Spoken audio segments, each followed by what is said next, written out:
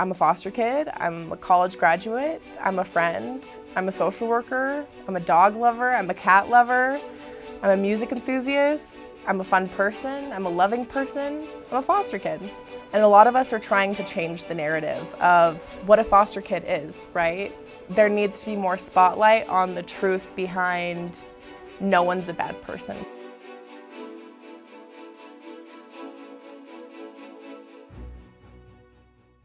I was born in Salt Lake City, Utah.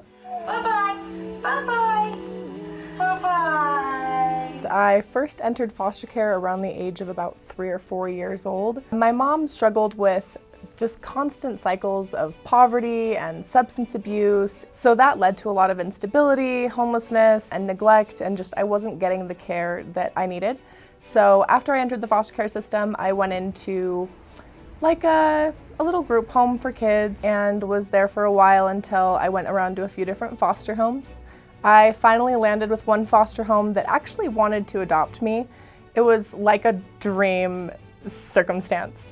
My mom was willing to give up her parental rights. My dad did not know that I existed at that time, so that went on the search to find him, and ultimately he decided he wanted custody of me, and I lived with him and his mother for, I'd say, about the next 8 years.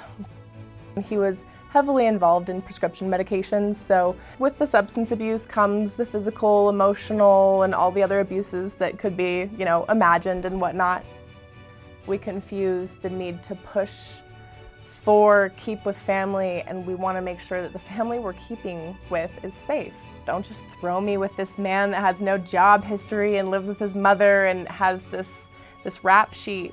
What are we doing here? So I learned how to count with $100 bills and Percocet pills instead of, pennies and blocks and grapes or whatever it is.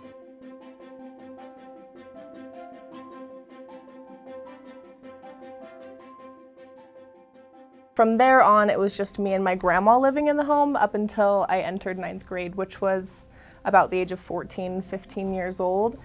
And that's when I started kind of dibbling and dabbling in marijuana. I was a kid with a lot of trauma, and I grew up around substances. That was just kind of the norm. And that led me right back into foster care, but through the juvenile justice system route. I got sent to a long-term rehab facility for marijuana, right? So I was in this program with upwards of 8 or 9 other girls that had severe substance abuse with methamphetamines and heroin since the age of 12 and 13, and I was like, I smoked a joint last month with my friends at the park. Really, I didn't fit in.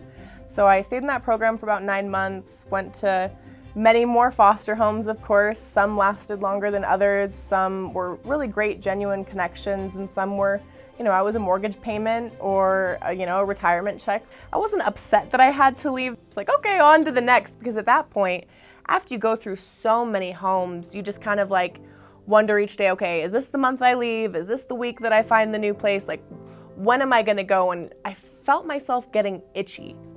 It was what it was that I continued to persevere on until I turned 17. And finally I was in a home where she bought me my own set of towels, and the dignity that I didn't even know I could feel by someone saying, these are your towels, and they're gonna leave with you.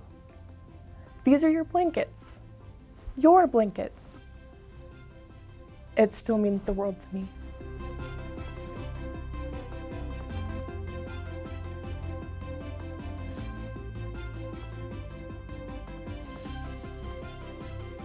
And that foster mom told me a little bit under a year before I turned 18 that she was retiring. And I was sick of it. I didn't want to do that anymore. I didn't want to have to make myself fit into someone to be worthy of a place to live. So I concocted a plan.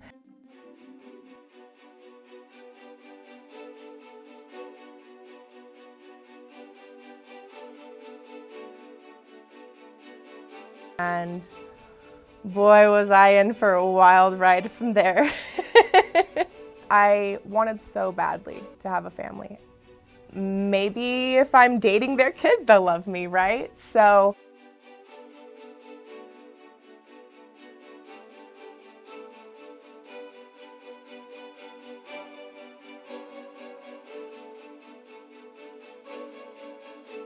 Because I got guardianship at 17, I was no longer in foster care, so I didn't actually age out of the system because I left right before I would have legally emancipated.